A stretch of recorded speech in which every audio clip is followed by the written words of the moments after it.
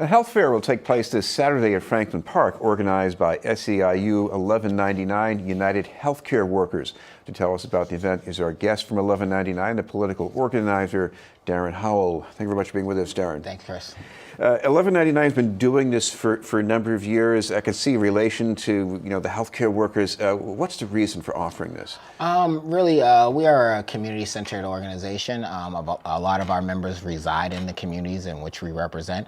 So we're statewide. So this is an event that has been going on for about 10 years, where the different allies that we have, different support groups that we have, we all come out and we have a nice family-friendly day. Cookout, activities for the kids, pass out some book bags. So it's very, community-centered to just show the organization is heavily invested in seeing positive things take place in the community as well. I imagine another reason here is that there are a lot of people in the community who need care, and even if they can get it sometimes, it's just not really, they don't have all the awareness, I guess, maybe, that they need. Absolutely, and that's what we offer to several community organizations and vendors, is the opportunity to table and share their information about what services, resources, and programs they have within their organization. You're absolutely right. The level of information that's transparently available to the community has been a struggle in terms of making sure that the right people have access to the services.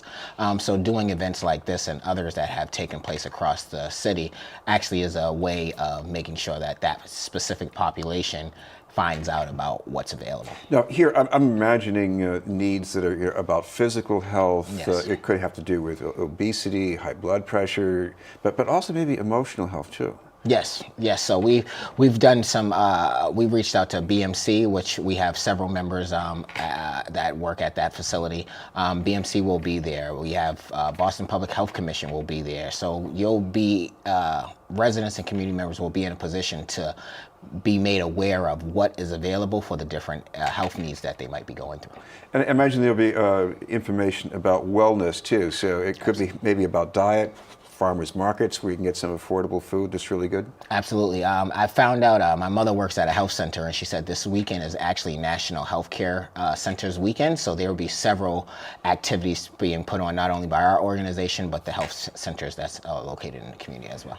This is BNN News. We're talking with Darrin Howell from SEIU 1199. Darrin, another health-related topic for your union is the Affordable Care Act. There's been a lot of battling about that this year. It was certainly very much threatened until recently. Maybe it's still threatened. Absolutely. Talk about what 1199 has been doing.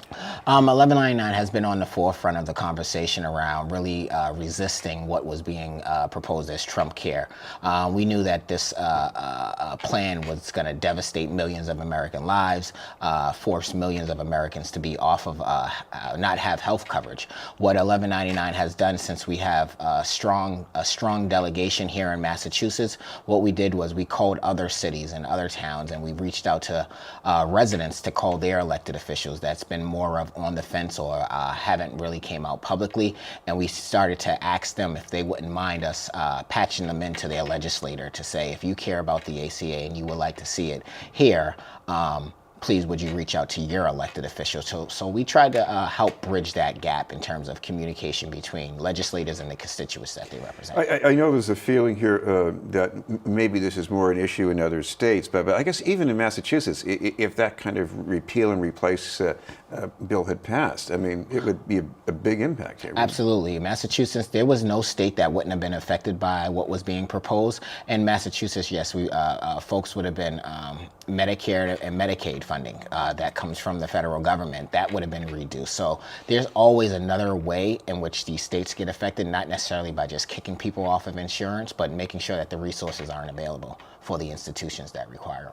Well, coming up ahead, you're going to be working on a couple of ballot measures, yes. One having to do with the millionaire's tax, and what about family leave, too? Yes, paid family medical leave, minimum wage being increased to $15 an hour, and the millionaire's tax. So we have three heavy-hitting ballot initiatives coming forward for the 2018 election cycle. And signature kickoff starts September 16th. People can reach out to the Raise Up Massachusetts Coalition if they want to get involved in these efforts, but it's the same coalition that made sure that there was earned sick time being provided, made sure that 3 years ago when the minimum wage conversation was being talked about, we were at the forefront pushing for a progressive minimum wage, in which the legislator came back and we got us to where we're currently at $11 an hour, but we have to go further. Well, thank you very much for being with us. Thank you, Chris. Darrin Howell from SEIU 1199. Thank you.